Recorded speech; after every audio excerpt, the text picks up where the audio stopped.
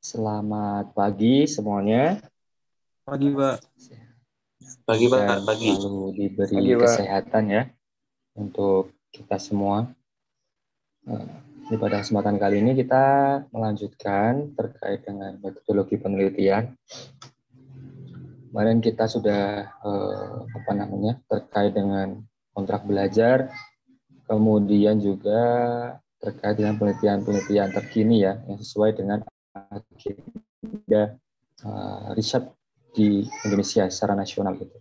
Oh, kemarin saya belum kirim ya? Belum, Pak. Belum, Pak. Oh, aduh. Ini saya kirim di chat.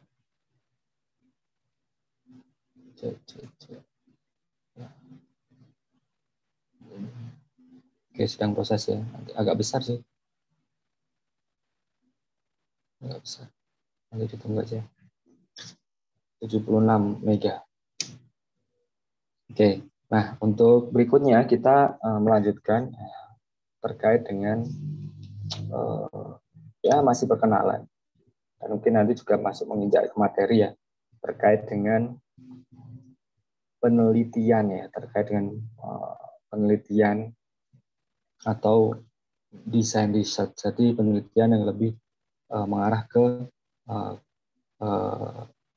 berkelanjutan gitu ya. Jadi penelitian yang berkelanjutan dalam artian penelitian-penelitian pengembangan gitu. Saya izin share screen.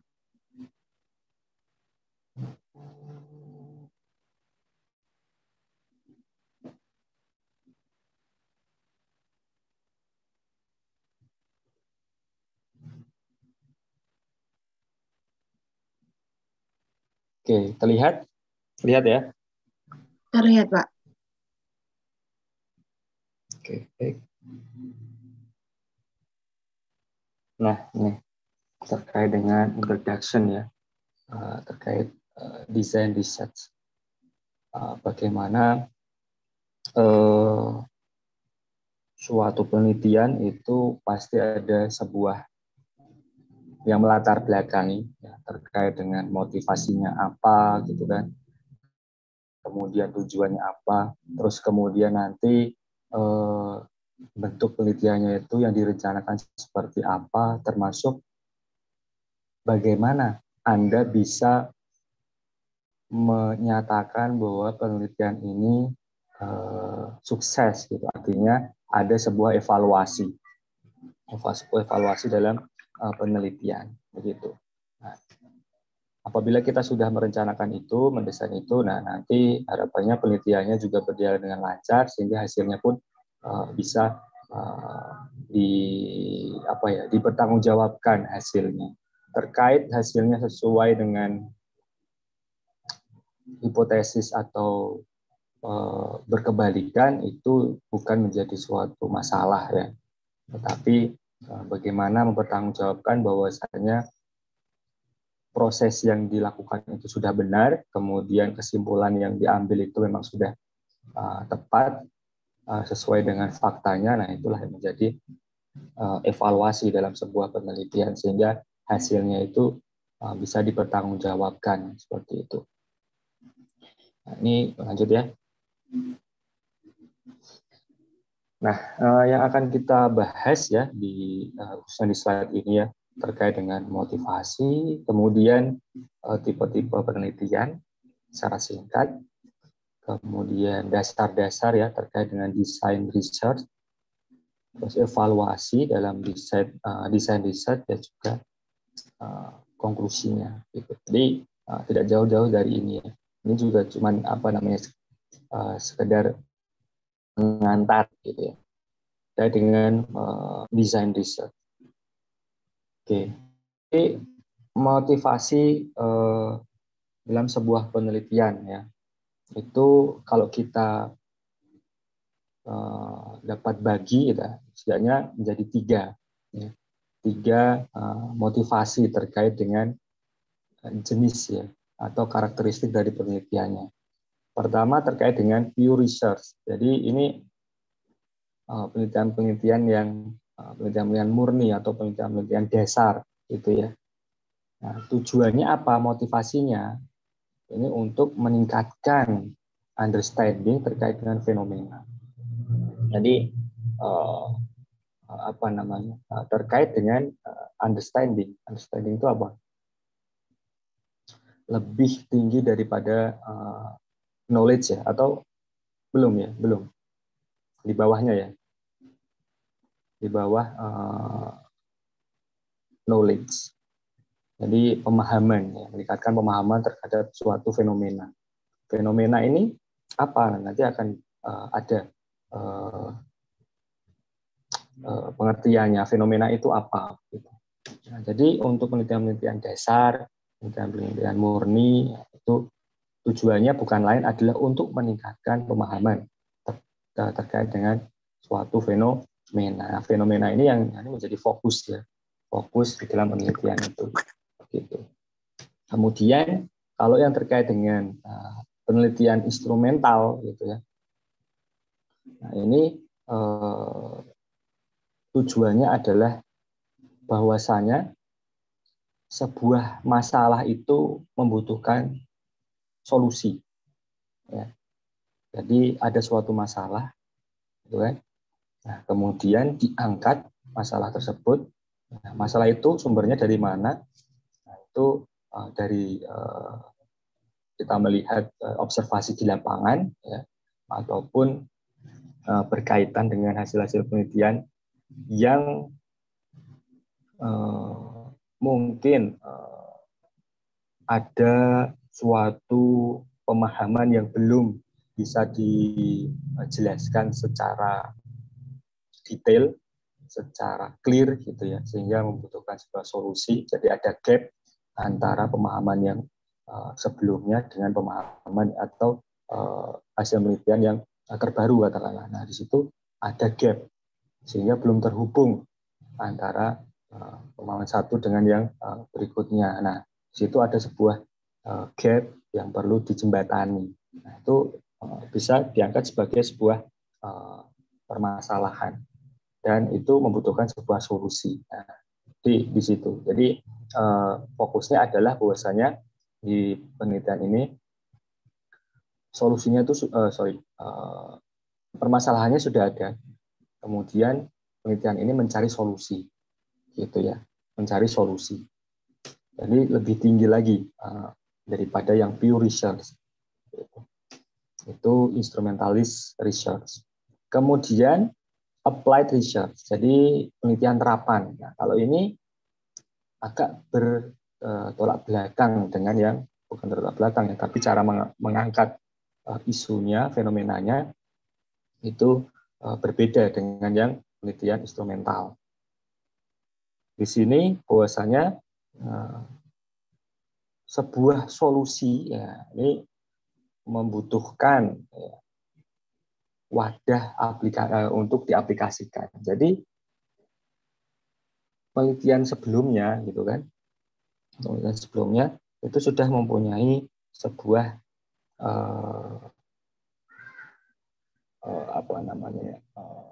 hasil penelitian terkait dengan mungkin teknologi baru, kemudian terkait dengan ya hasil penelitian yang masih di level teori gitu ya, belum diaplikasikan gitu. Belum diaplikasikan. Nah, sehingga perlu diaplikasikan secara lebih rendah lagi atau lebih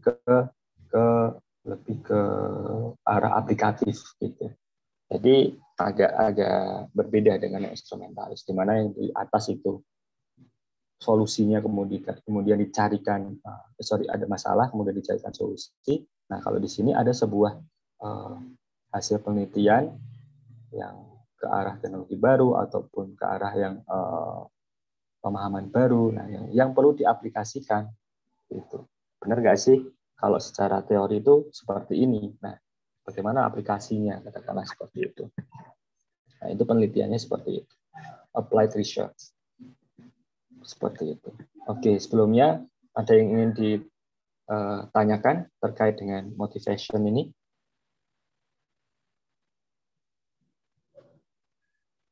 Belum, Pak. Belum? Oke, kita lanjut ya. Jadi untuk motivasinya sudah jelas ya, ada perbedaan di situ. Kemudian motivasi terkait dengan metodologi penelitiannya. Nah, kalau tadi kan motivasi terkait dengan tujuan penelitian. Nah, kalau ini adalah motivasi terkait dengan mengapa sih sebuah riset itu perlu suatu metode. Gitu. Kenapa sih penelitian ini perlu dirancang? Nah, lebih ke arah sana. Nah, maka apa aja motivasinya? Yang pertama, untuk mengontrol proses penelitian secara kualitatif. Ya, prosesnya penelitian yang baik, ya maka prosesnya pun baik. Ya, prosesnya bisa baik ya ketika kita bisa mengontrolnya. Sehingga penelitian itu besok ya ketika kalian melakukan penelitian di lapangan maupun di laboratorium, jadi kalian benar-benar sudah harus merencanakan terkait dengan proses yang akan kalian lakukan di hari itu. Gitu. Nah, oleh karena itu nanti kalian wajib yang namanya membuat buku, apa namanya? Ya menyediakan buku sebagai notebook penelitian atau catatan penelitian. Nah, di situ berisi apa? Nanti berisi terkait rencana yang akan dilakukan. Baik itu metodenya, ya kan, sampel yang akan diambil dan sebagainya. Kemudian instrumen yang akan digunakan. Nah, itu kalian sudah rencanakan. Sehingga ketika di laboratorium kalian sudah jelas kalian akan melakukan apa. Jadi bukan kalian datang ke laboratorium itu baru memikirkan apa ya yang bisa saya lakukan pada hari ini, itu bukan. Jadi di manage ya. Kan nanti di dalam proposal itu ada namanya rencana penelitian yang di sana ada timeline-nya. Jadi per minggu, minggu pertama, minggu kedua, minggu ketiga, minggu 4 di bulan A katakanlah, kemudian di bulan B, C, itu kalian ngapain aja. Nah dari situ kalian bisa membreakdown per harinya itu mau ngapain. Nah, sehingga setiap harinya itu kalian sudah merencanakan di buku catatan itu. Ketika di penelitian di laboratorium kalian tinggal eksekusi. Nah selain berisi terkait dengan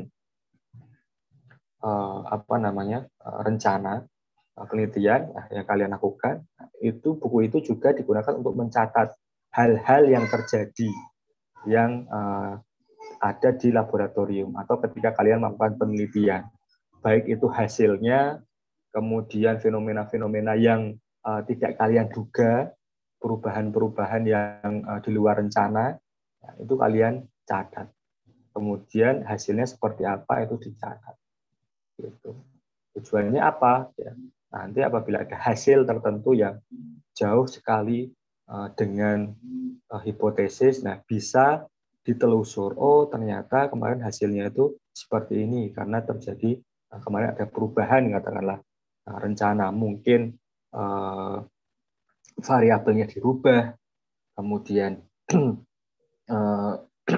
kondisinya karena tidak memungkinkan sehingga instrumennya diganti dan sebagainya. Nah, itu bisa ditelusuri seperti itu sehingga hasilnya itu memang bisa diambil dan dinyatakan sebagai hasil yang valid atau tidak gitu. Karena proses penelitiannya juga berubah katakanlah seperti itu sehingga perlu dikontrol. Kemudian motivasi berikutnya terkait dengan research methodology, yaitu untuk memvalidasi hasil penelitian. Nah, nanti kalau metodenya sudah baik, ya nanti hasilnya pun akan mudah memvalidasinya. Gitu. Metodenya itu sudah baik, ketika kamu melakukan juga sudah sesuai, ya, nah, maka hasilnya bisa tervalidasi dengan baik. Kemudian untuk membandingkan pendekatan penelitian. Nah, ketika metodenya itu sudah dilakukan ya dan dengan baik, hasilnya nanti seperti apa? Katakanlah ada suatu fenomena. Nah, fenomena yang kalian angkat itu yang menjadi interest ya, topic of interest itu kalian angkat, sebenarnya sudah dilakukan, sudah diangkat oleh peneliti lain. Hanya saja metodologinya itu berbeda. Ya, kalian melakukan dengan metodologi yang berbeda, gitu kan? Tetapi tetap sesuai dengan pakem-pakem penelitian. Ya, artinya tidak melenceng dari aturan-aturan penelitian, mungkin dengan adanya teknologi baru, metode baru. Nah, itu kemudian kalian menggunakan metode yang itu. Gitu. Nah, untuk topik interest yang sama. Nah, ternyata hasilnya sama atau tidak itu dibandingkan dengan yang sebelumnya. Apabila metodologinya itu sudah dianggap valid dan hasilnya itu ternyata sama, katakanlah, ternyata memang metodenya itu pakai metode A atau metode B itu bisa dipertanggungjawabkan, hasilnya sama. Tapi ketika beda, nah ini nanti akan menjadi pembandingan, ya. Sehingga nanti bisa dilakukan penelitian lebih lanjut. Mana yang bisa lebih diterima itu antara metode yang lama atau dengan yang baru gitu. Sehingga mungkin yang lama ada kekurangan-kekurangannya dan sebagainya, atau mungkin yang baru masih ada kekurangan-kekurangan sehingga belum bisa hasil penelitiannya katakanlah itu belum bisa mewakili ya sesuai kebenarannya seperti itu. Kemudian respect rules dari sebuah praktek good scientific practice. Jadi ya memang dengan kita melakukan metode penelitian itu kita respect ya terhadap aturan-aturan praktek ilmiah yang baik. Gitu. Jadi praktek ilmiah yang baik ya harus sesuai dengan metodologi penelitian. Gitu. Kalian dulu dari SMA ya mungkin SMP malah sudah mendengar kata-kata metode penelitian gitu kan. Kalian juga sudah paham itu. Nah, di sini hanya istilahnya memperkuat. Seperti itu. Jadi ada motivasi untuk penelitiannya, kemudian motivasi terkait dengan metode penelitiannya. Kenapa perlu dilakukan seperti itu. Lanjut. Nah, ini terkait definisi. Penelitian itu adalah sebuah aktivitas yang berkontribusi terhadap pemahaman sebuah fenomena. Ya. Apapun aktivitasnya yang kemudian meningkatkan atau berkontribusi terhadap peningkatan pemahaman terhadap suatu topik atau fenomena ya, yang diangkat topik of interest-nya, nah itu disebut penelitian. Penelitian itu menurut Kuhn, ya Kuhn bacanya gimana? 62 dan Lakatos 78. Nah, kemudian fenomena itu apa, gitu kan? Fenomena adalah seperangkat karakter dari beberapa entitas, ya, objek, gitu ya, yang itu mempunyai suatu hal yang menarik, gitu ya, yang itu menarik ya, bagi sebuah komunitas peneliti, sebuah komunitas penelitian. Jadi fenomena adalah sebuah seperangkat karakter ya, dari beberapa entitas yang itu dianggap menarik, gitu ya, dianggap menarik oleh sebuah komunitas penelitian. Itu fenomena. Jadi topic of interest lah, atau yang menjadi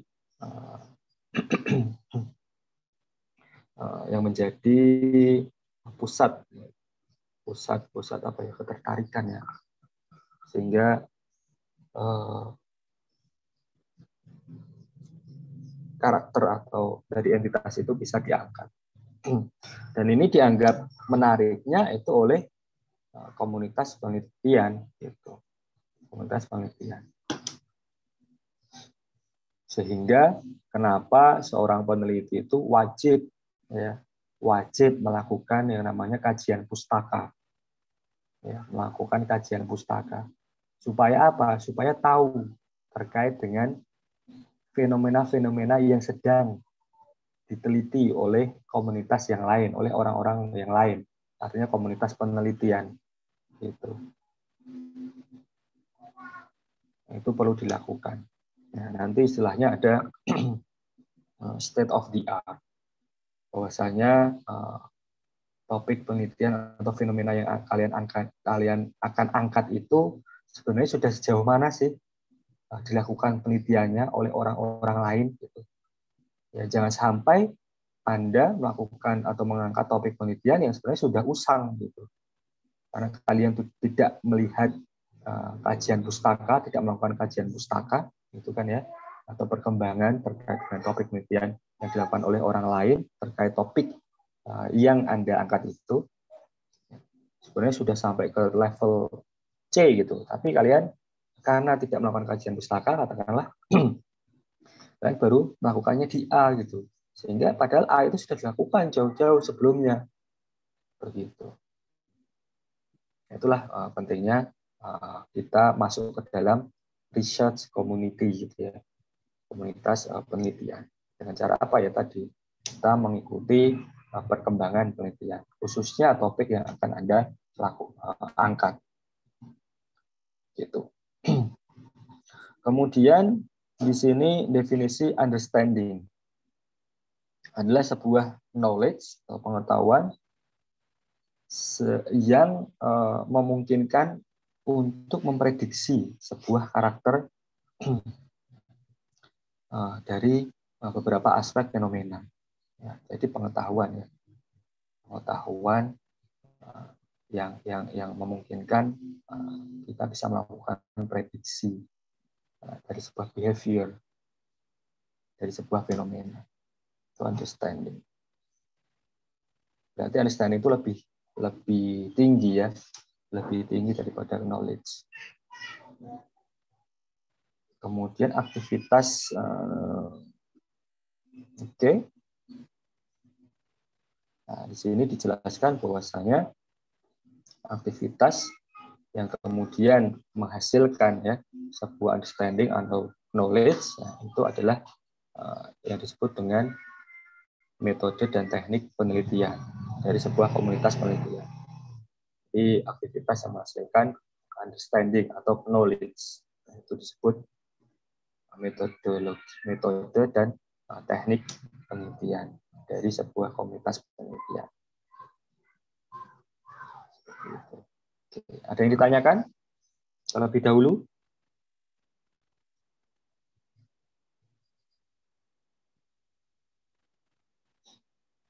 Belum ada? Belum, Pak. Belum, Pak. Oke, baik. Nanti kalau misalnya ada pertanyaan, silahkan langsung ditanyakan saja ya. Baik, Pak. Ini terkait dengan disiplin ilmiah, tipe-tipe penelitian ya. Pertama terkait dengan natural science atau ilmu pengetahuan alam ya. Kalian sudah paham lah fenomena yang ini sebenarnya terjadi di baik di secara nature maupun di society. Kemudian design science,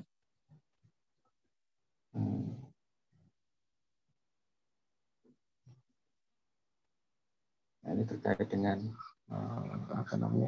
ilmu-ilmu pengetahuan terkait dengan desain artifisial. Oh, jadi penelitian-penelitian artifisial ya. Di semua atau bagian dari fenomena yang dibuat secara artifisial. Kemudian objek artifisial, mempelajari objek artifisial atau fenomena yang desain untuk terkait dengan tujuan. Ya, ini terkait dengan penelitian-penelitian ini ya, artificial. Bagaimana memahaminya?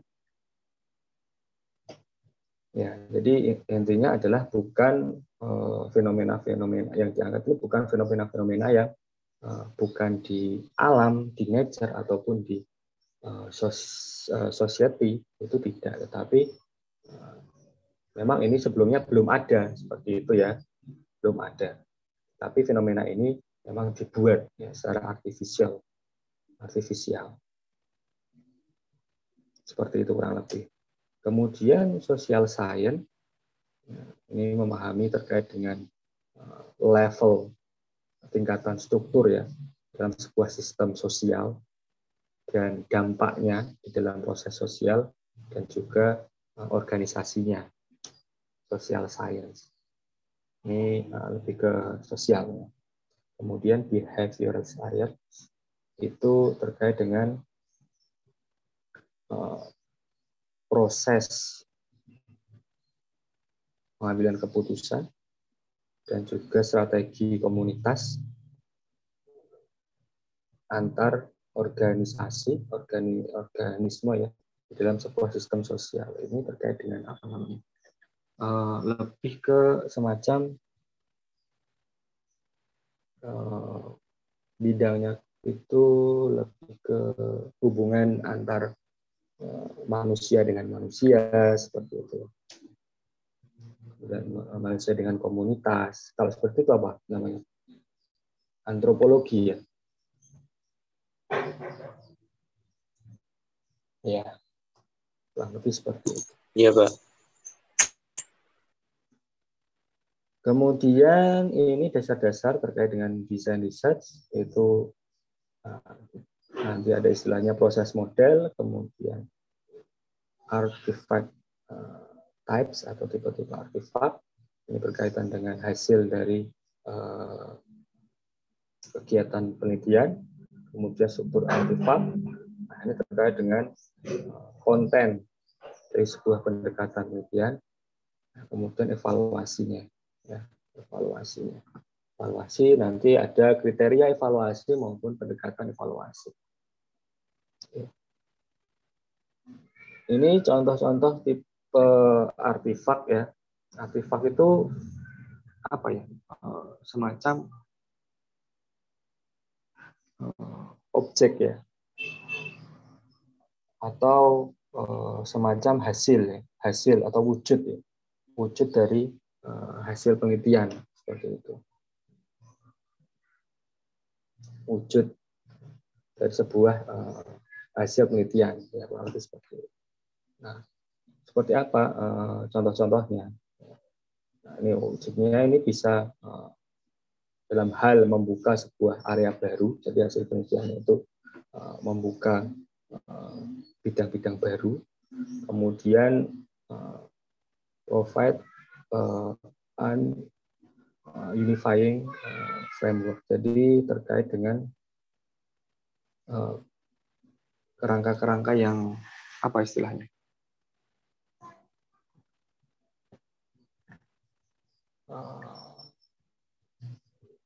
Mungkin bisa jadi ada sebuah fenomena yang sebenarnya itu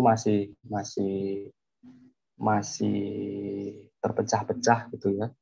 Nah, sehingga dengan melakukan penelitian ini, dengan melakukan penelitian yang diangkat, nah itu bisa merangkai menjadi sebuah kerangka yang bisa dijelaskan secara utuh. Gitu. Yang awalnya terpisah-pisah, ini maksudnya apa sih? Jadi ada hasil penelitian A, B, C, gitu kan. Nah, kemudian penelitian ini mencoba untuk menjembatani atau merangkai hasil penelitian tersebut. Ketika memang ada hubungannya. Jadi hubungan antara satu dengan lain itu bisa berkaitan sehingga menjadi suatu kerangka yang lebih besar gitu ya, sehingga bisa lebih jelas gitu, daripada ketika terpisah-terpisah. Kurang lebih seperti itu. Kemudian dapat menyelesaikan suatu pertanyaan yang panjang, artinya selama ini ada sebuah pertanyaan atau sebuah fenomena yang mengganjil, kenapa kok bisa seperti ini gitu ya. Nah, kemudian hal itu bisa diselesaikan dengan penelitian yang dilakukan. Mungkin selama ini kita anggap sebagai anomali gitu ya, anomali. Karena memang kita belum bisa menjelaskan Nah, ternyata ada sebuah penelitian yang bisa menjelaskan fenomena itu, sehingga itu bukanlah suatu hal yang dikatakan sebagai anomali lagi karena bisa dijelaskan. Nah, kurang lebih seperti itu. Kemudian mengeksplor sebuah area baru, sebuah area ya, yang awalnya skopnya lebih kecil, mungkin ini lebih diperluas atau lebih dalam bahkan. Kemudian ini mengkontradiksi terkait dengan pengetahuan yang sudah ada. Nah, jadi penelitian itu juga bisa saja tadi terkait dengan apabila metodenya sudah benar, katakanlah ternyata ada sebuah pengetahuan yang sudah dianggap benar lama gitu ya. Kemudian dengan penelitian yang lebih update ya ternyata kok bertolak belakang gitu kan hasilnya, katakanlah seperti itu. Nah, hal ini tinggal dijelaskan bagaimana hasil penelitian itu menjelaskan fenomena tersebut. Seperti itu. Kemudian memvalidasi sebuah teori secara eksperimental. Jadi secara teori sudah ada dari dulu ya kan, tetapi perlu divalidasi secara eksperimental sehingga penelitiannya dilakukan. Kemudian menghasilkan sebuah sistem ambisi, artinya menghasilkan sistem yang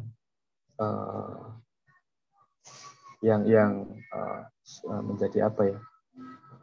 Awalnya belum ada dan ini memang menjadi sebuah kebutuhan gitu ya sistemnya, sehingga perlu dibuat sebuah sistem yang baru. Nah, hasil penelitiannya itu menghasilkan sebuah sistem tersebut gitu sehingga dapat diaplikasikan ya dan menyelesaikan suatu masalah yang ada di lapangan seperti itu.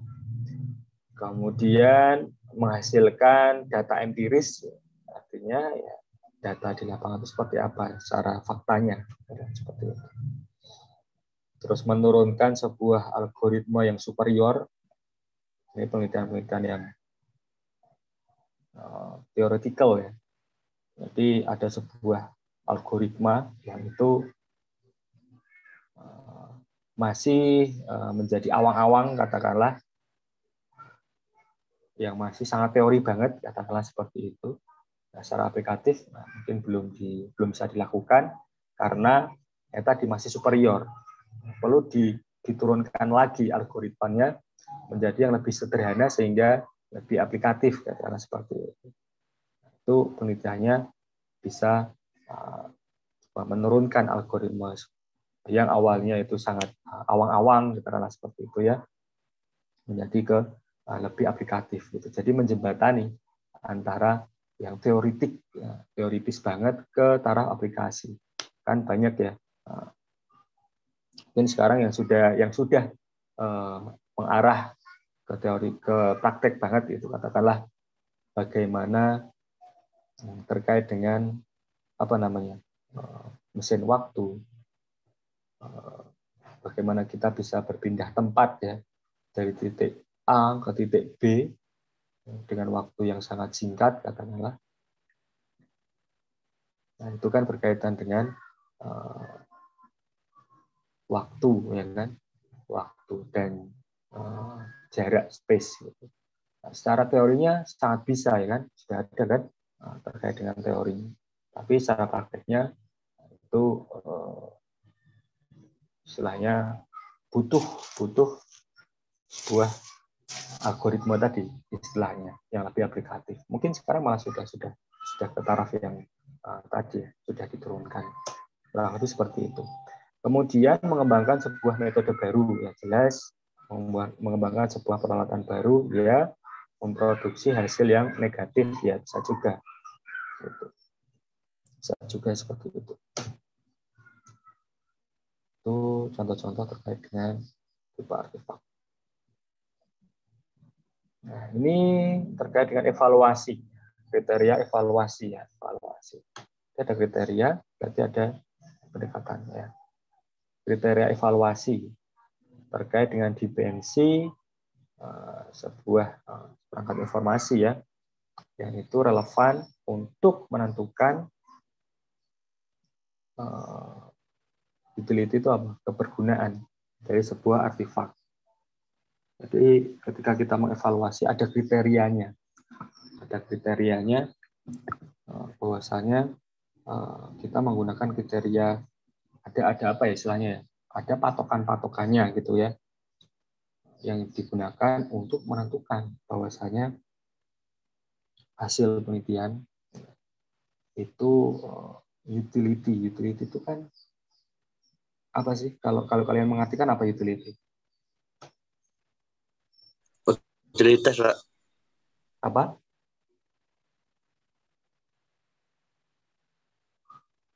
Utilitas. Utility itu Ya, daya guna, Pak.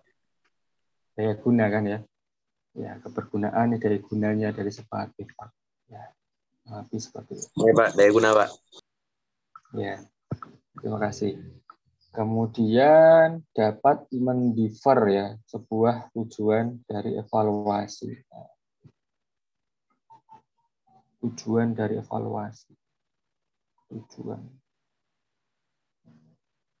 Ya.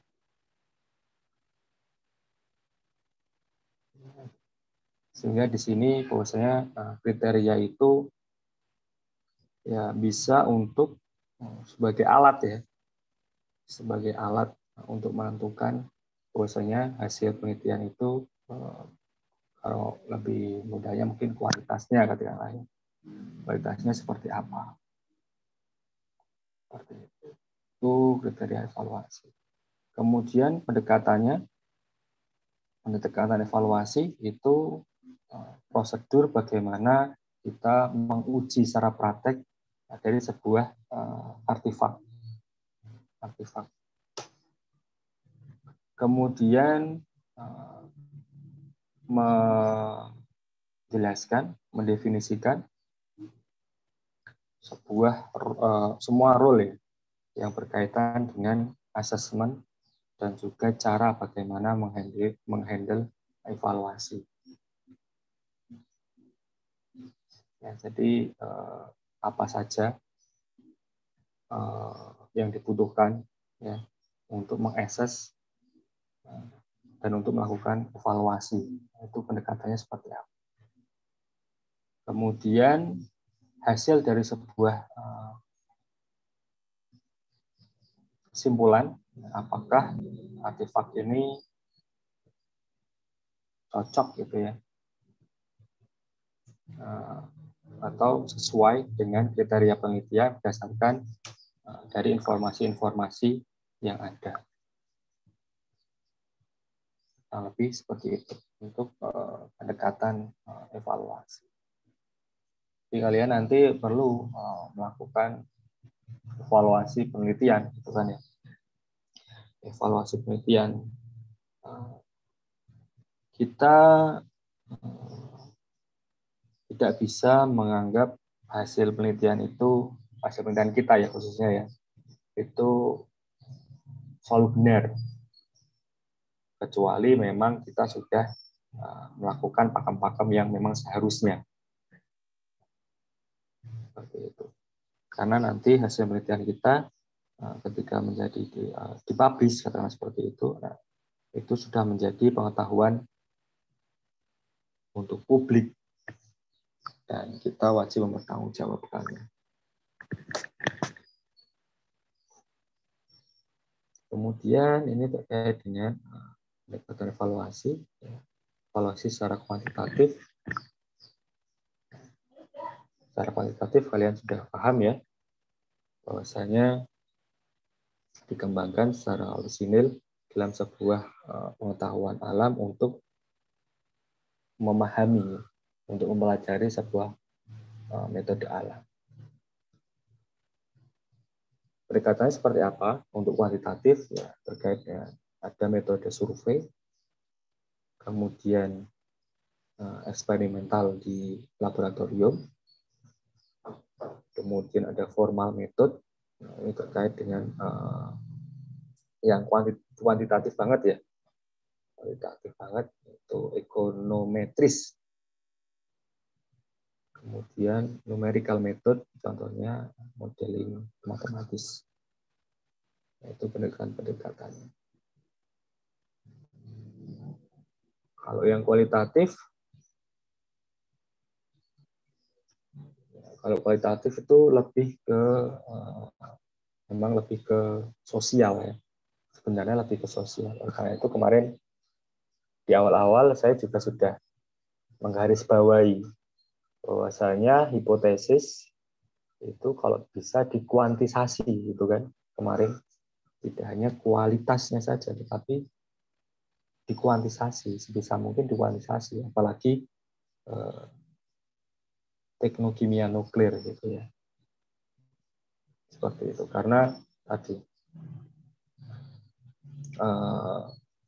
kalau di sini juga dijelaskan, maksudnya kalau yang kuantitatif, kalau yang fenomena alam dan sebagainya terkait dengan ilmu pengetahuan alam ya, itu lebih ke arah kuantitatif. Tetapi kalau yang untuk sosial, kemudian kultural, nah itu lebih ke arah kualitatif.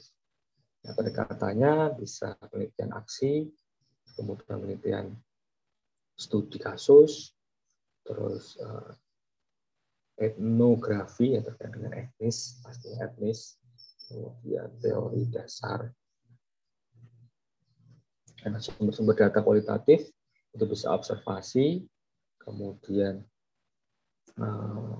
langsung observasi di lapangan juga bisa. Jadi observasinya itu bisa mengamati ya, atau bisa langsung mengamati partisipannya, langsung datang ke mengikuti di lapangan gitu ya, terlibat di lapangan seperti itu.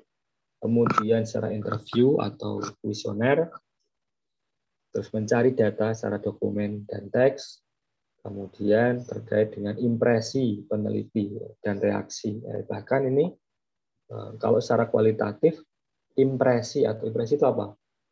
Semacam kesan atau kecenderungan dari peneliti dan juga reaksi dari peneliti, itu juga bisa digunakan sebagai sumber data kualitatif. Itu untuk kualitatif ya, khususnya untuk yang sosial gitu. Tapi kemarin kebanyakan di tahun kakak angkatan kalian ya, 2 tahun belakangan ini, banyak yang kemudian penelitian-penelitiannya yang bersifat sosial juga, gitu. Banyak juga yang seperti itu. Karena di latar belakangi belum bisa melakukan penelitian yang secara offline ya, di laboratorium secara kuantitatif.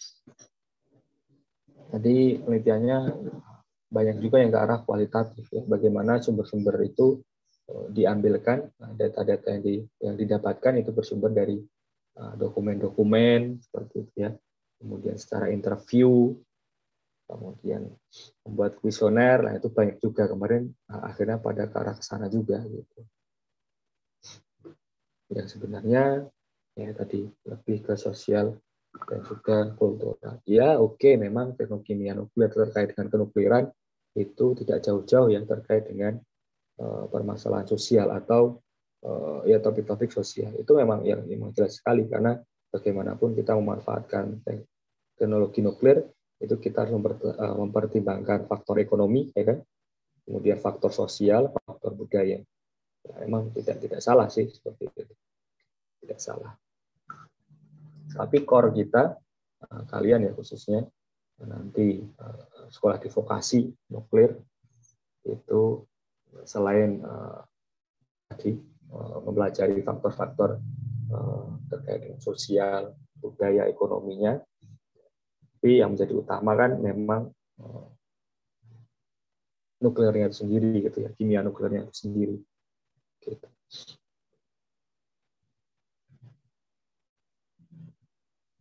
Oke, kemudian sehingga ini ada konklusinya bahwasanya di sini disampaikan hasil penelitian yang baik itu memerlukan sebuah desain metodologi penelitian dan juga usaha mengevaluasi evaluasi penelitian ya yang baiklah istilahnya. Sehingga hasil penelitian yang baik itu tidak muncul secara hanya mengalir saja gitu ya, tetapi perlu dilakukan perencanaan terkait dengan metode yang akan dilakukan dan juga usaha evaluasi terkait dengan prosesnya dan juga hasilnya gitu. Nah, sehingga itu hasilnya menjadi sebuah hasil penelitian yang baik. Seperti itu. Oke, itu mungkin terkait dengan introduction ya, design research. Oke, ada yang ditanyakan? Masih belum, Pak. Masih belum ya? Oke, introduction. Pak, yang mau nanya tuh, Pak. Halo. Ya, silahkan. Ada yang mau bertanya? Cek. Izin bertanya, Pak. Yang Oh iya, silahkan Anda. contohnya, kan kalau kata Bapak tadi yang penelitian yang tahun-tahun lalu yang kualitatif itu Yeah. bersifat sosial gitu, Pak. Itu contohnya yang gimana ya, Pak? Oke, contohnya bersifat sosial ya. Contohnya nih terkait dengan lebih ke saya arahnya ke sosial ya, arahnya ke sana lah, terkait dengan yang saya di slide yang terakhir tadi. Ke arah apa tadi? Kualitatif ya, lebih ke kualitatif ya. Jadi data-datanya kualitatif, kemudian lebih ke ya ini tadi ke sini, fenomena-fenomena sosial dan kultural. Terkait dengan contohnya adalah bagaimana manajemen ya, adalah manajemen K3 ya, K3 di STTN. Paham ya? Manajemen K3 ya, di STTN. Nah, di situ kan banyak istilahnya yang diangkat terkait dengan bagaimana STTN itu mengelola terkait dengan K3-nya, kemudian data-datanya itu juga sumbernya adalah menginterview dari orang-orang yang terlibat, kemudian mencari dokumen-dokumen yang ada di SCTN. Nah, seperti itu. Itu terkait dengan yang ke arah sini. Salah satunya itu Landa.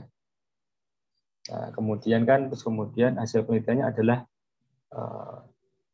peneliti memberikan rekomendasi bahwasanya supaya K3-nya itu lebih baik, nah, itu harusnya seperti apa, atau supaya SCTN mendapatkan akreditasi terkait K3 berdasarkan patokannya katakanlah ISO, seperti itu. Jadi tetap nanti seperti yang saya sampaikan kemarin, penelitian vokasi itu patokannya adalah sebuah standar ya. Jadi dibandingkan STTN dengan sebuah standar yang berlaku, kemudian bagaimana contohnya tadi K3, kemudian dengan ISO atau OHSAS 18001 katakanlah terkait dengan K3, atau kalau sekarang tuh ISO 45001, itu seperti apa, gap-nya seperti apa, STTN itu K3-nya seperti apa, kemudian kalau standar ISO-nya tuh seperti apa. Nah, sehingga ada gap kan. Gap inilah yang diberikan diteliti. Kemudian dicarikan solusi gitu ya. Rekomendasi supaya bisa setara dengan standarnya, sehingga masuk ke standar dan bisa dikatakan kita terstandarisasi lah untuk K3, katakanlah seperti itu contohnya. Itu juga termasuk dalam konteks teknik kimia nuklir gitu, memang karena tadi nukliran itu tidak jauh-jauh atau selalu memperhatikan terkait dengan faktor-faktor yang tadi itu. Seperti itu, Anda. Tidak masalah penelitian seperti itu. Contohnya itu.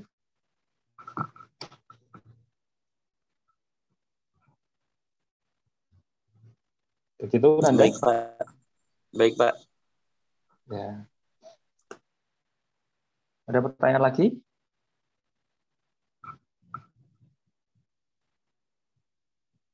Berarti misalnya kayak contohnya pengukuran radon gitu kan, itu kan termasuk case study research, Pak. Itu maksudnya kualitatif juga ya, Pak? Itu kuantitatif, ya kan? Ketika sampai nanti ya, dapat datanya, kemudian sebarannya, kemudian kecenderungan nilai-nilainya di suatu titik atau lokasi itu bisa dikuantisasi.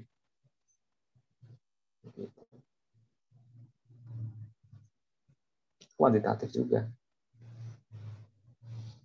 Nah, nanti harapannya hipotesisnya itu kalian bisa memperkirakan gitu. Katakanlah karena faktor alam atau faktor alam ya. Atau faktor alamnya banyak ya, mungkin dari gunung berapi atau kemudian arah mata angin katakanlah, atau arah misal selama ini itu gunung berapi tersebut ketika mengeluarkan laharnya itu ke arah mana dan sebagainya, kemudian arah air dan sebagainya, itu prediksinya adalah kalian bisa menentukan lokasi-lokasi mana katakanlah yang di atas ambang batas, katakanlah seperti itu. Jadi bukan hanya sekedar hipotesisnya bisa menentukan nilai radioaktivitas di titik A. Nah, itu bukan seperti itu nanti metodenya. Kalau metodenya seperti itu, kan berarti pilihannya, kesimpulannya tadi kan bisa atau tidak gitu kan. Ya, asalkan dilakukan gitu kan, dengan ini pasti bisa gitu kan. Permasalahannya bukan hanya bisa atau tidak, bukan hanya bisa ditentukan, tetapi bagaimana kecenderungannya, atau malah lebih baik kira-kira kuantitasnya tadi. Ya, kalau tidak bisa memperkirakan nilainya berapa, ya, sehingga memperkirakan kira-kira yang di atas ambang batas katakanlah itu mungkin di bagian mana gitu, atau masih di bawah ambang batas, perkiraannya di daerah mana. Seperti itu ya. Jadi banyak ya case-case terkait dengan hipotesis ini yang sebenarnya sudah saya sampaikan. Bagaimana mengangkat hipotesis yang baik gitu. Artinya hipotesis itu perlu diuji kebenarannya dengan sebuah penelitian. Gitu ya. Kalau kebenarannya itu bisa diambil tanpa melakukan penelitian, nah itu bukan hipotesis. Gitu ya. Jadi perlu sebuah pengujian untuk membuktikan kebenarannya melalui penelitian, yang itu adalah hipotesis. Itulah itu. Seperti itu, bisa dipahami. Nanti di bagian hipotesis nanti akan lebih dijelaskan lagi.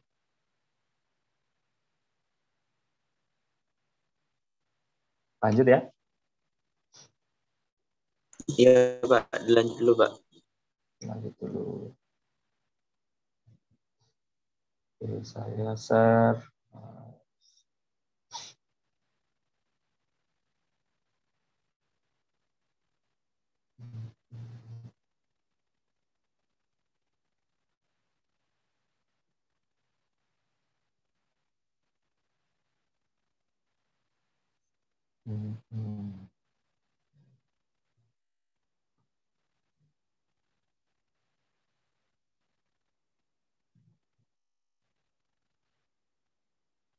Izin beli kuota sebentar Pak. Ya baik Hafiz. Itu file-file yang PRN itu sudah saya upload ya. Silahkan di download ya di chat.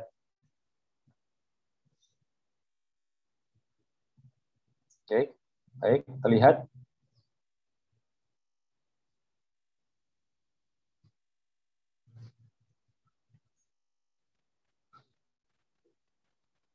Ya, ini terkait dengan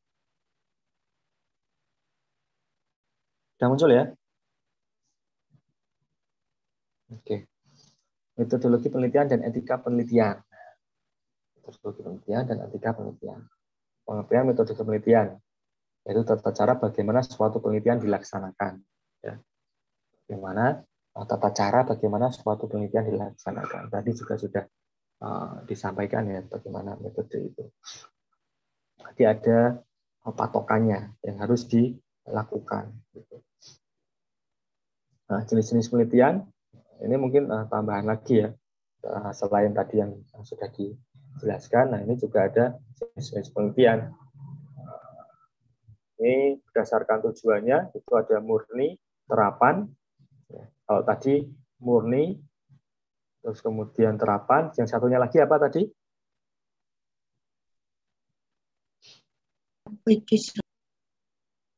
Apa?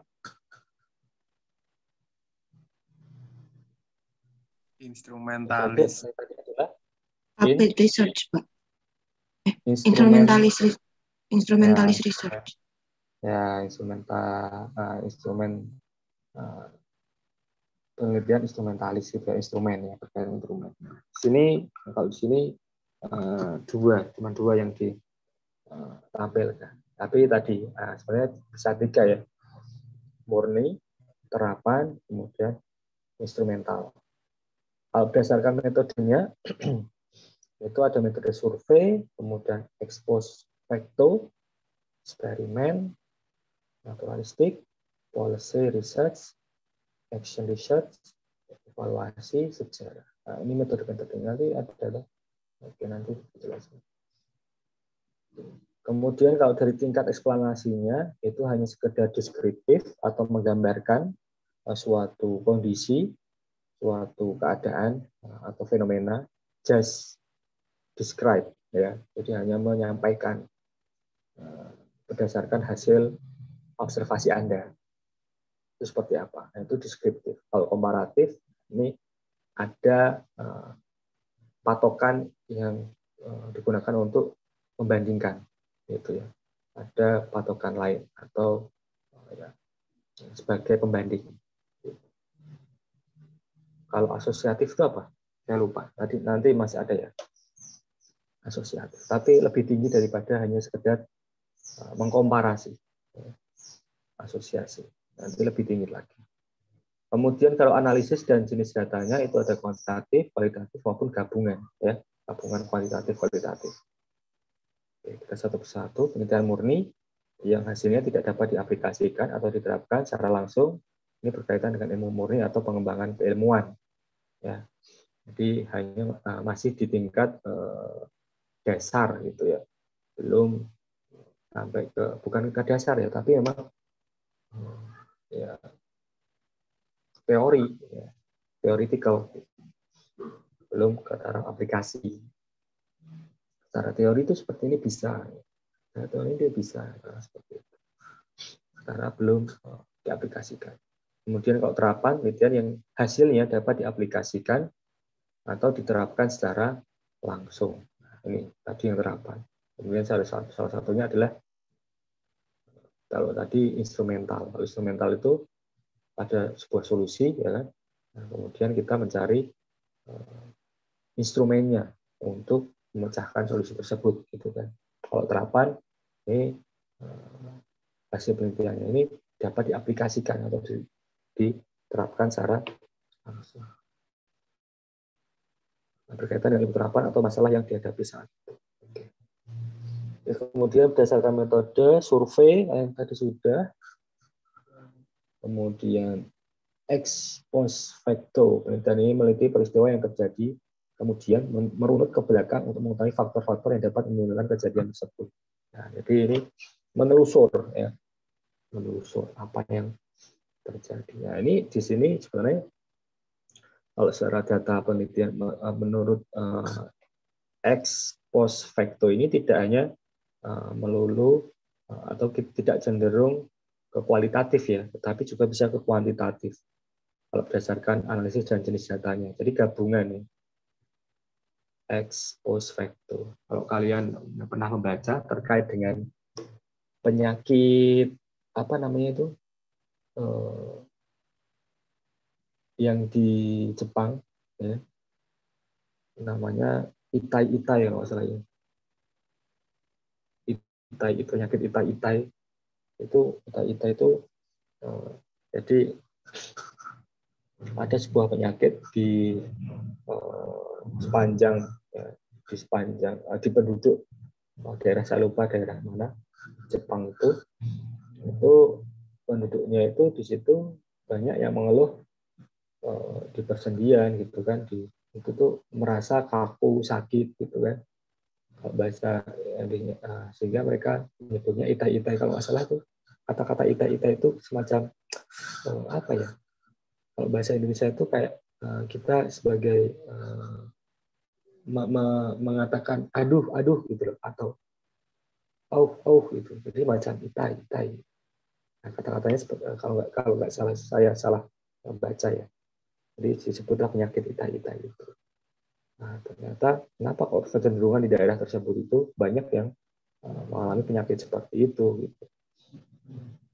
Dan ternyata setelah diobservasi, dicari tahu, itu berkaitan dengan daerah di sepanjang sungai ya. Jadi tidak jauh dari sungai. Orang-orang atau penduduk yang terkena penyakit tersebut itu ada sebuah sungai, saya lupa namanya, nanti mungkin bisa dicari ya. Dan setelah diteliti lagi, ternyata penyakit ini itu berasal dari ketika dicek ya, ternyata sumber airnya itu berasal dari air tanah yang tidak jauh dari sebuah sungai.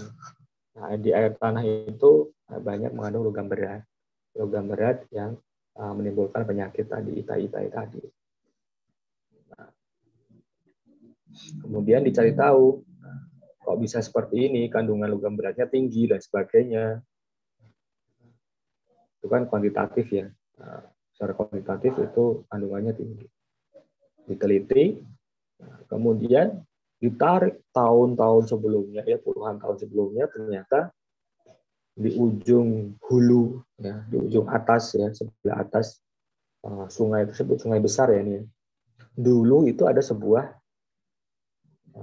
industri atau pabrik ya, yang limbahnya itu mengandung logam berat. Ini dulu itu pada udah bertahun-tahun. Tapi sekarang sudah tidak beroperasi lagi. Nah, ternyata penyebabnya itu adalah ternyata itu bekas limbah yang masuk ke sungai hasil dari industri yang beroperasi di zaman dulu. Gitu. Nah, itu mungkin salah satu contoh ex post facto. Kemudian penelitian eksperimen, nah, ini yang akan kalian lakukan sebenarnya ya, kalau di laboratorium ya, penelitian untuk mencari pengaruh variabel tertentu terhadap variabel lain dalam kondisi terkendali secara ketat. Oke, terhadap variabel. Oke, variabel kalian sudah mengenal lah variabel. Ada berapa? Ada apa aja variabel?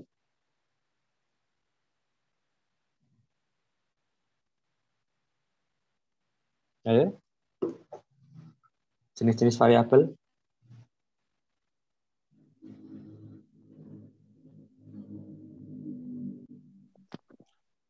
Variabel bebas, Pak. Variabel bebas. Alif. Oke. Variabel kontrol. Variabel kontrol.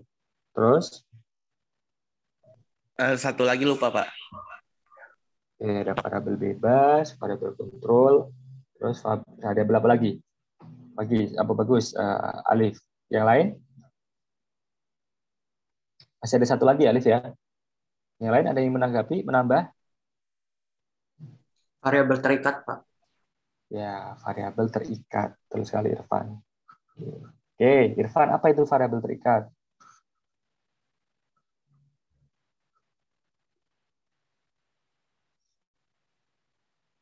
Irfan. Tadi variabel terikat apa? Lupa, Pak. Oke. Kalau yang tadi ingin berpendapat variabel yang lain, yang bebas maupun yang kontrol, kira-kira apa itu? Variabel kontrol, variabel bebas?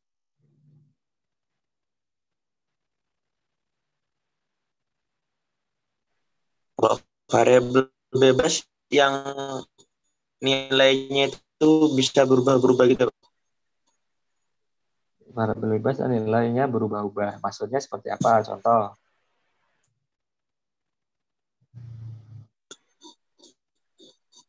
Eh, contoh misalnya kayak apa ya? Variasi waktu gitu, Pak. Oke, variasi waktu. Oke, bisa. Waktunya divariasikan gitu ya. Oke, kalau variabel kontrol.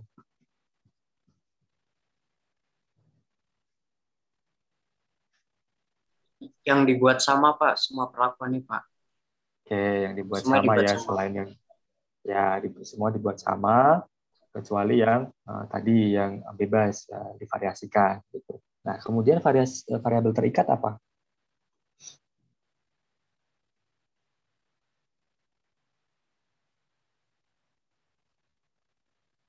Variabel terikat. Apa? Nilainya Apa nggak Anda? berubah-berubah. Nilainya nggak Nilainya bisa berubah-berubah. nilainya nggak bisa berubah-ubah. Maksudnya bagaimana? Anda bisa dijelaskan lebih lanjut?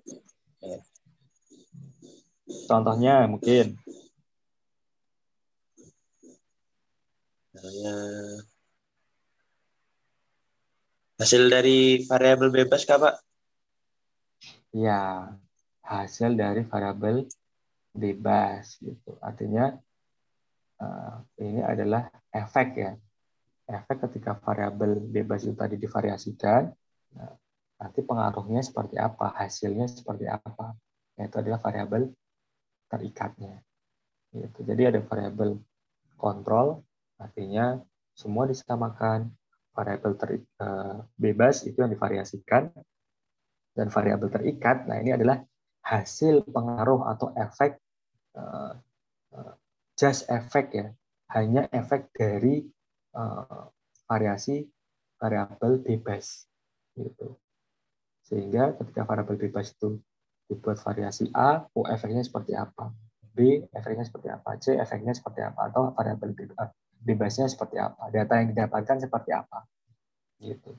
Sehingga variabel bebas ini memang hanya benar-benar dari efek dari variabel bebas. Karena apa? Yang lainnya dikontrol, yang disebut variabel kontrol. Contohnya, kalian ingin mengetahui tadi waktu ya, siapa tadi, Irfan contoh pengaruh waktu terhadap kuantitas hasil reaksi katakanlah.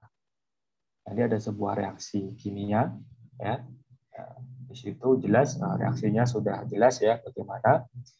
Kemudian kita ingin mengetahui pengaruh waktunya, lama kontak gitu kan terhadap hasilnya. Hasil itu maksudnya apa? Kuantitasnya.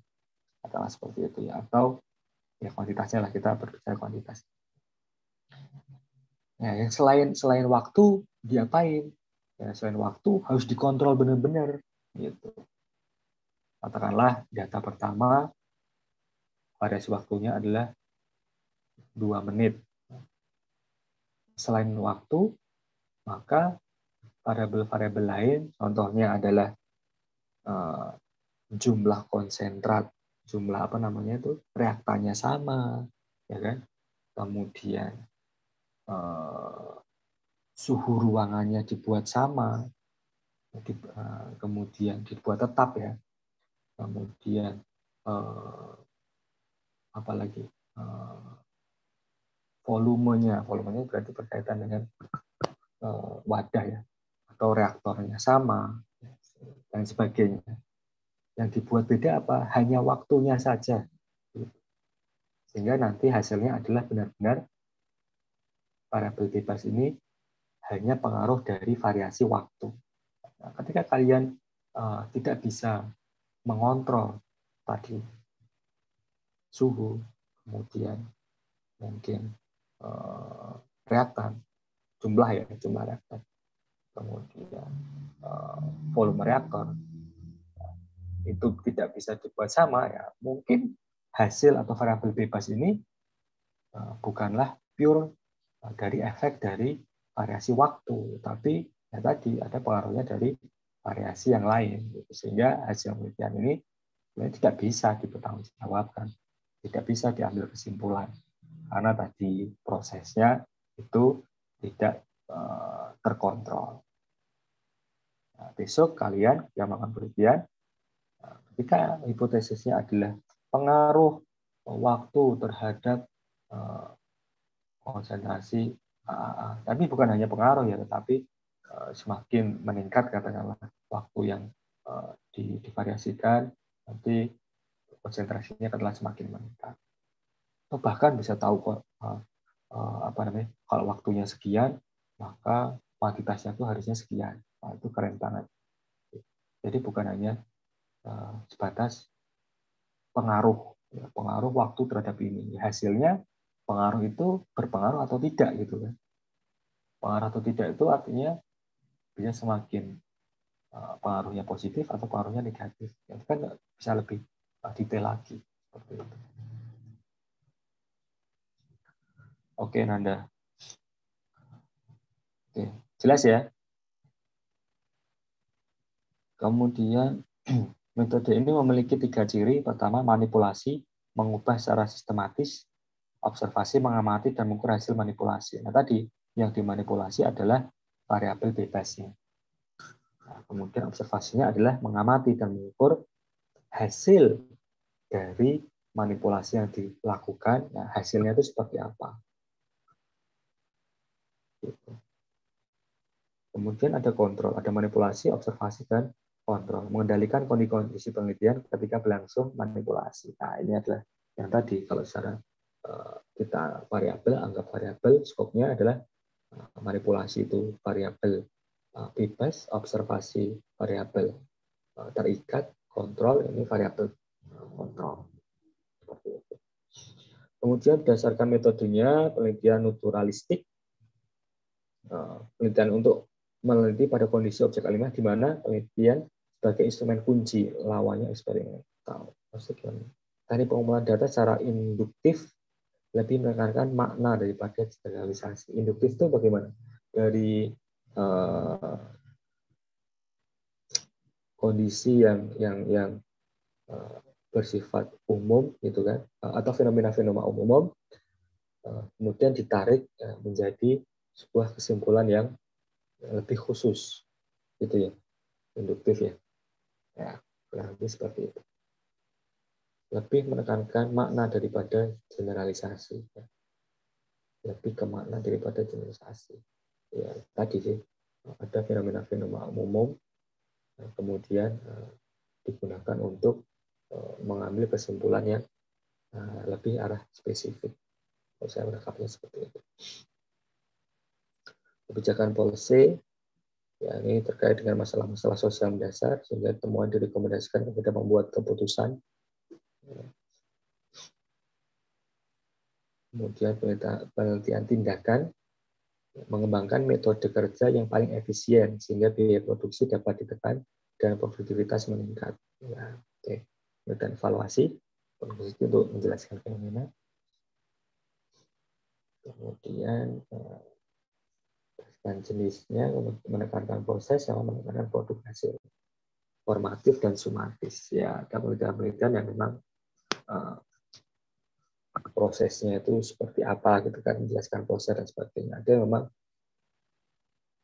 hasilnya dengan istilahnya tidak menjelaskan apa namanya proses terjadinya dan sebagainya. Ya, hanya bertujuan, oke, penelitian ini mendapatkan hasil ini, katakanlah seperti itu. Jadi tujuannya adalah hasil, tidak fokus kepada bagaimana prosesnya itu bisa terjadi, kenapa kok demikian, ketika berlangsung itu seperti apa, itu tidak. Terus kemudian berdasarkan tingkat eksplanasinya, tadi deskriptif, tadi sudah saya singgung, logiskan secara sistematis fakta atau karakteristik populasi tertentu atau bidang tertentu. Dalam hal ini bidang secara aktual dan cermat. Peneliti bertindak sebagai pengamat, yani observer. Ya. Dia hanya membuat kategori pelaku, mengamati gejala dan mencatatnya dalam buku observasi tanpa membuat perbandingan atau menghubungkan dengan variabel lain. Jadi hanya mengamati, kemudian menjelaskan atau menggambarkan hasil dari pengamatan yang dilakukan. Seperti itu. Ya, mungkin sampai ke taraf mengkategori. Kalau mengkategorikan ya itu hasil pengamatan juga ya, tanpa membandingkan, dengan mengkategori. Seperti itu. Itu deskriptif. Kemudian komparatif, levelnya lebih naik lagi. Nah, di sini ada membandingkan variabelnya sama tetapi sampel yang berbeda atau waktu yang berbeda. Jadi ada pengambilan sampel yang berbeda waktunya ataupun sampelnya memang yang berbeda. Ya, kemudian dikomparasikan atau penelitian komparatif. Kemudian penelitian asosiatif hubungan atau korelasi. Jadi ini menjelaskan terkait dengan hubungannya seperti apa. Penelitian untuk mengetahui hubungan antara dua variabel atau lebih paling tinggi dibandingkan dua jenis penelitian lainnya. Oke. Dapat dibangun suatu teori yang dapat menjelaskan, meramalkan, dan mengendalikan suatu gejala. Karena sudah tingkatannya adalah asosiasi, ya, untuk mengetahui hubungan antar dua variabel atau lebih. Ya. Jadi hasil penelitiannya itu tidak hanya membandingkan, tetapi menjelaskan hubungannya antara hasil penelitian A, hasil penelitian B ya, dengan variabel yang berbeda, katakanlah hasilnya berbeda. Ya, tidak hanya kita mengatakan berbeda, tetapi juga kenapa kok bisa berbeda? Ya, apakah ada hubungan yang tadi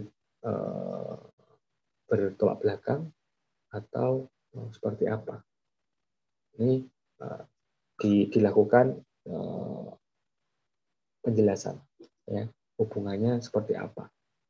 Itu asosiasi. Jadi tidak hanya mengatakan berbeda, A berbeda dengan B. Kalau yang komparatif hanya A itu seperti ini, seperti itu kan. Kemudian B itu seperti ini, nah, tanpa menyebutkan ini perbedaannya seperti ini loh, A dengan B. Kalau sudah membandingkan A, B itu komparatif. Tapi kalau sudah sampai ke hubungannya seperti apa antara A dan B gitu kan. Nah, itu lebih sudah ke asosiasi. Oke. Ada yang ditanyakan terlebih dahulu?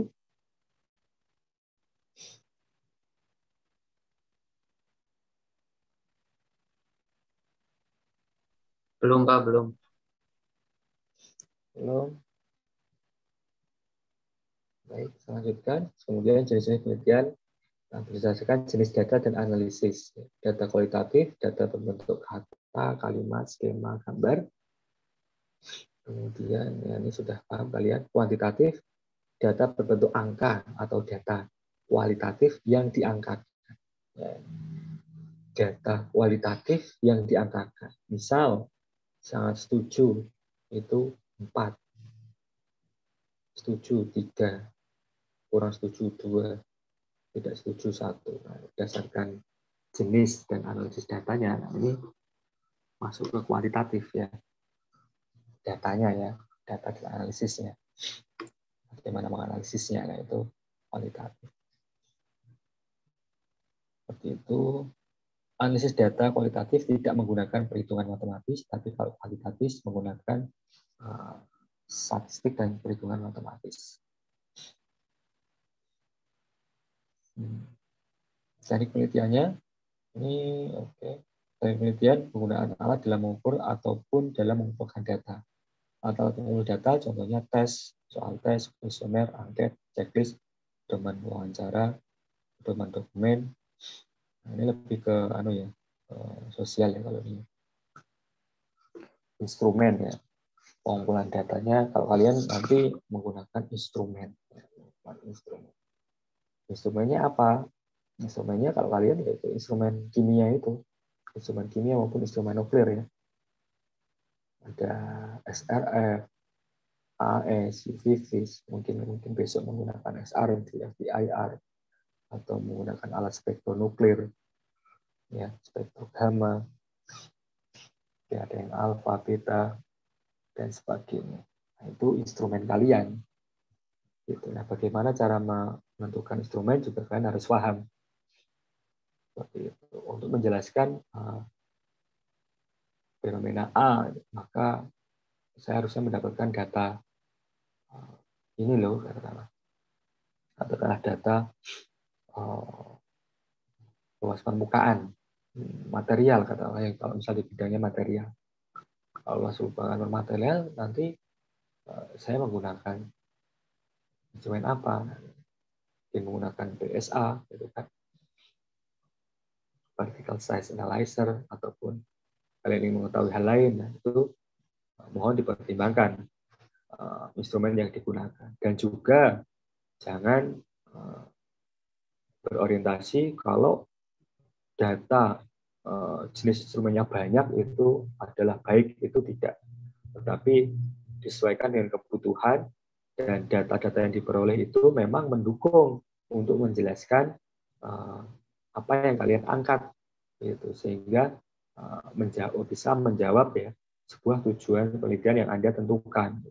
Jangan apapun kalian lakukan, tetapi data itu untuk apa, gitu kan, tidak bisa digunakan. Atau bahkan dari banyak jenis data-data yang kalian dapatkan, data SRD, data FTIR, data UV-Vis, AAS, terus kemudian data spektro nuklir yang lain, gitu. Itu ada, tetapi kalian tidak bisa merangkainya menjadi sebuah kesatuan untuk menjelaskan masalah yang kalian angkat. Itu juga ya juga eman-eman juga, begitu. Sehingga besok kalian itu tidak hanya menampilkan data, ya. Nanti khususnya di bab 4 ya, data dan pembahasan, gitu. Tidak hanya menampilkan data. Jadi data yang kalian dapat secara eksperimental itu kalian analisis, ya, analisis, nanti kemudian kalian olah menjadi sebuah informasi. Ya. Jadi yang ditampilkan itu bukan data mentah, bukan data hasil eksperimen, bukan data eksperimen, maksudnya bukan data hasil instrumen, tetapi sudah diolah kemudian dianalisis menjadi sebuah informasi. Ya. Dan itu pun belum cukup. Nah, kemudian informasi ini kalian bahas. Hasil informasi ini kalian bahas, kemudian menjadi kesatuan dengan informasi-informasi yang didapatkan dari hasil yang didapatkan menggunakan instrumen lain. Katakanlah seperti itu. Nah, ini dibahas namanya. Dan pembahasannya tadi sampai ke asosiasi. Gitu ya. Tingkatannya sampai ke asosiasi.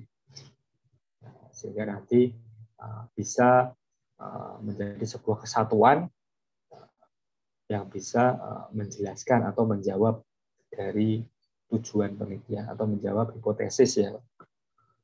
Jadi kan benang merahnya itu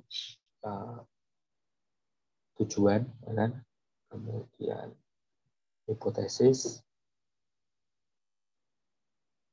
hasil penelitiannya, ya, kemudian kesimpulan. Itu benang merahnya di situ. Harus sejalan. Kalau tujuannya A, kok hipotesisnya malah melenceng kemana-mana, ya itu juga bukan desain penelitian yang baik. Ya, desain penelitian yang baik. Gitu.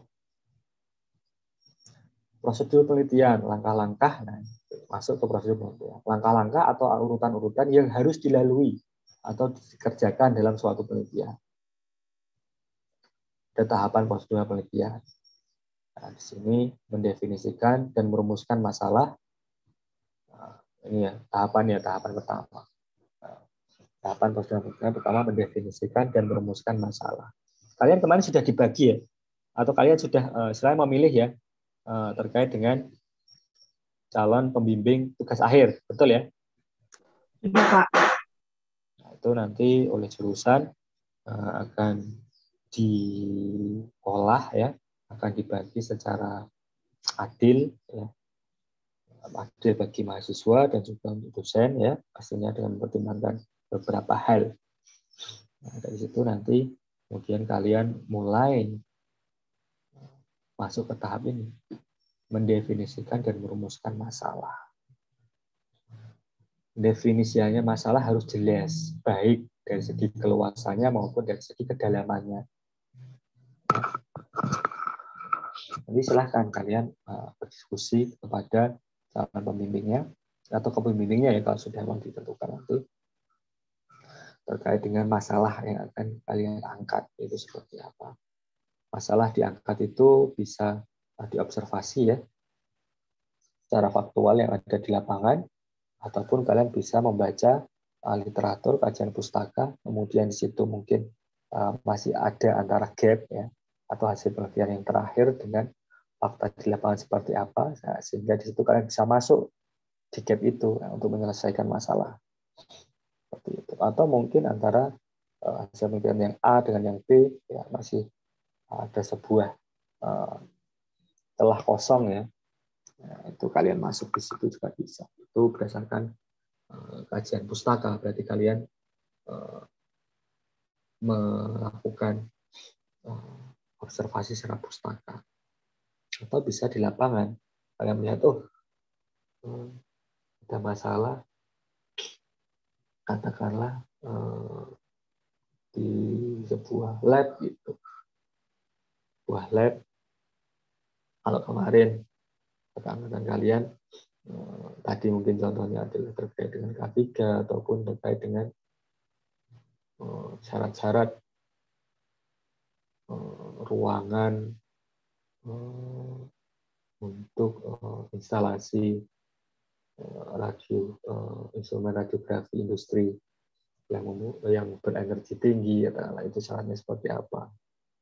Itu kan bisa di lapangan seperti itu. Atau lain sebagainya. Atau ada permasalahan di industri ya. Industri juga bisa kalian nanti bisa di industri A katakanlah ada permasalahan apa, kemudian kalian bisa mendiskusikan dengan pihak industrinya, kemudian kalian coba angkat permasalahan itu untuk dicarikan solusinya ya. Nah, itu juga bisa seperti itu. Mendefinisikan dan merumuskan masalah. Nah, ini melakukan studi kepustakaan, mengacu pada teori-teori yang berlaku dan dapat dicari atau ditemukan pada buku-buku teks atau penelitian-penelitian orang lain. Terus masalah sudah melakukan studi kepustakaan ya, terkait dengan teori-teori yang berlaku. Itu seperti apa? Teori akan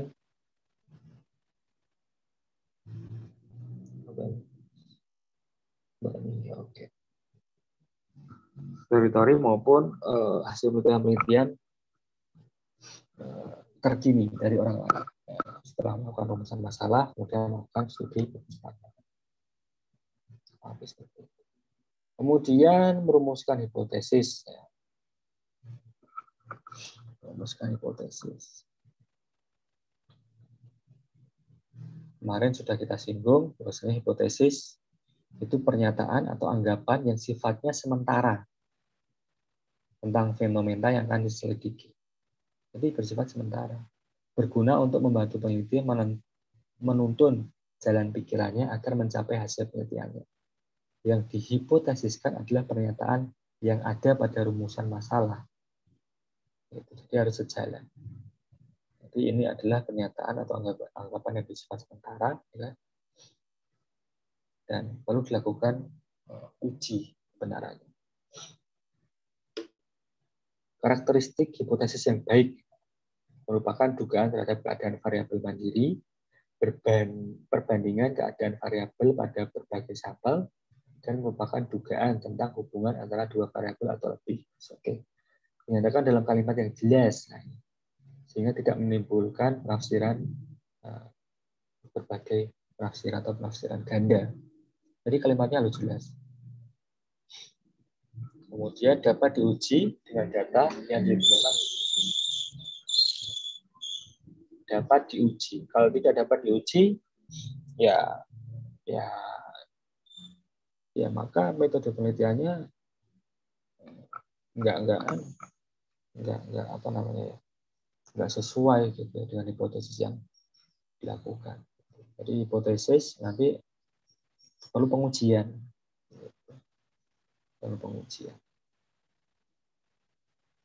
Nah, sehingga hipotesis ini harus dapat diuji dengan data yang dikumpulkan dengan metode ilmiah atau eksperimental, katakanlah seperti itu. Kalau kalian besok harus dapat diuji. Oke, ada pertanyaan dulu?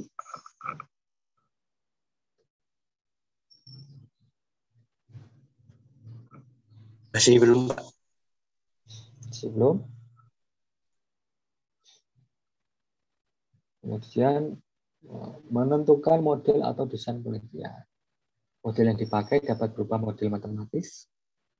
Tahap ini dapat diganti dengan tahap penentuan desain penelitian. Jadi model penelitiannya itu kalau memang dia theoretical banget gitu kan lah. Mungkin model penelitian juga bisa secara matematis juga bisa. Nah, tahap ini dapat diganti dengan tahap menentukan desain penelitian. Nah, ini artinya terkait dengan metode-metodenya ya, yang akan kalian lakukan itu seperti apa. Itu desain penelitian. Kemudian mengumpulkan data harus dicari dengan teknik yang sesuai, mengolah dan menyajikan informasi. Nah, setelah data dikumpulkan, selanjutnya diolah sehingga informasi yang terjadi lebih mudah diinterpretasikan dan dianalisis lebih lanjut. Nah, misalnya dalam bentuk tabel, grafik, nilai statistik. Nah, ini kan diolah ya, sehingga menghasilkan informasi. Nah, kemudian informasi itu dianalisis dan diinterpretasi.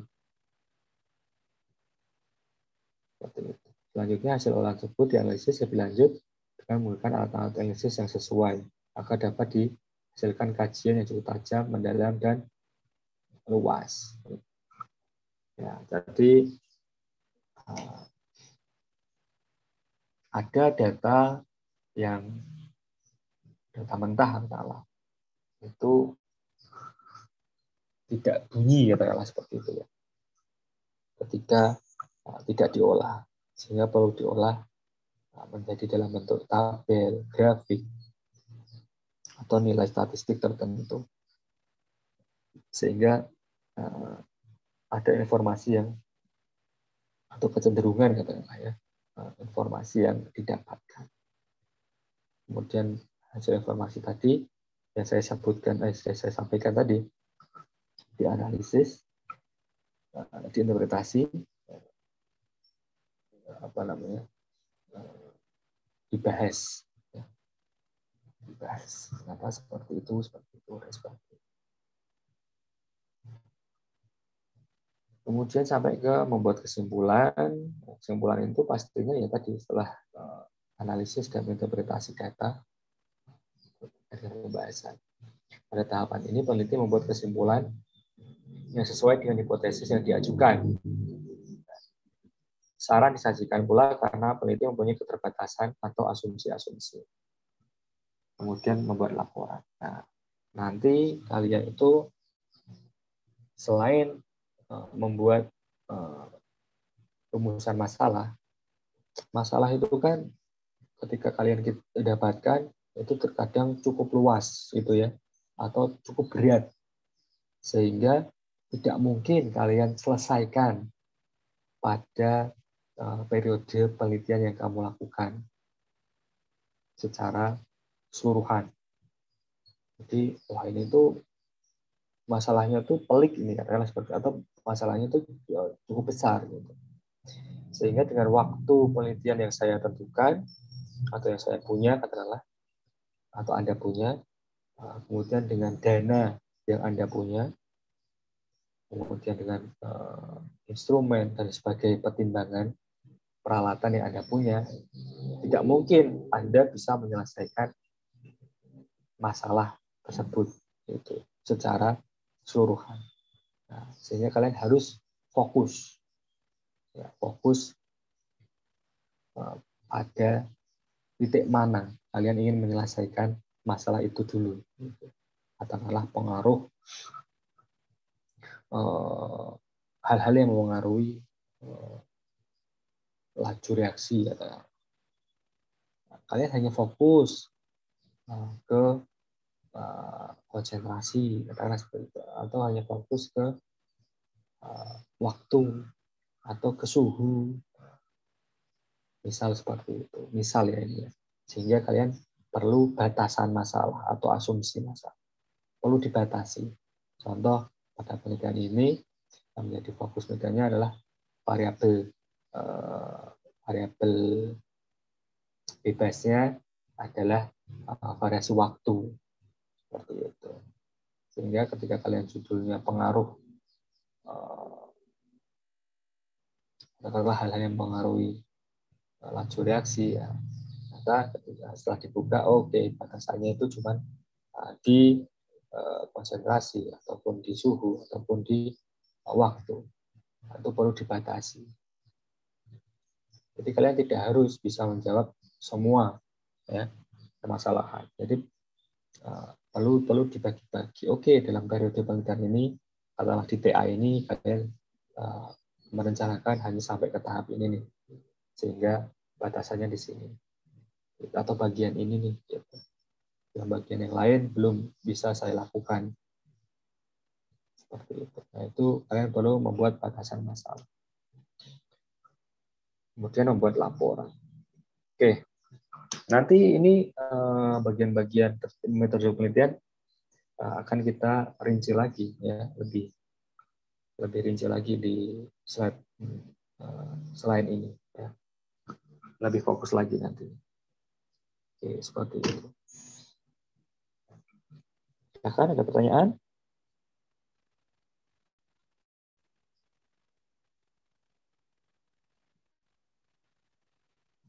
Belum ada?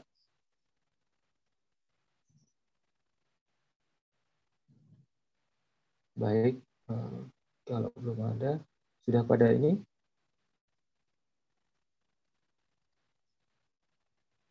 Sudah pada presensi? Sudah, Pak. Sudah, Pak. Ya, oke, karena tadi saya setting cuma sampai jam 9.10 presensinya. Ini ada berapa orang? 25 ya berarti ya? 25, oke. Kalau sudah tidak ada lagi, mungkin karena waktunya juga sudah pas ya, 9.10. Oke, untuk pertemuan kali ini kita cukupkan sampai di sini. Begitu? Sepakat? Sepakat, Pak. Ya. Mudah-mudahan bisa bermanfaat ya yang saya sampaikan. Kemudian sekarang tadi mulailah untuk mencari topik penelitian ya, atau masalah penelitian yang kalian angkat ya. Segera kalian nanti prosesnya masih panjang ya kan, nanti kan juga pasti bergantung terhadap keputusan pembimbing juga. Pembimbing nanti dikonsultasikan. Mungkin demikian yang bisa saya sampaikan. Semangat ya, insya Allah untuk penelitian tahun ini bisa lebih ideal lah, artinya bisa mengarah ke ideal lah, artinya bisa praktek di laboratorium, di STN khususnya ya. Kalau di tempat lain saya kira juga sudah bisa. Demikian yang bisa saya sampaikan. Kurang lebihnya mohon maaf. Saya akhiri. Assalamualaikum warahmatullahi wabarakatuh. Waalaikumsalam. Waalaikumsalam warahmatullahi wabarakatuh. Terima kasih banyak, Terima Pak. kasih, Pak. Banyak, Pak.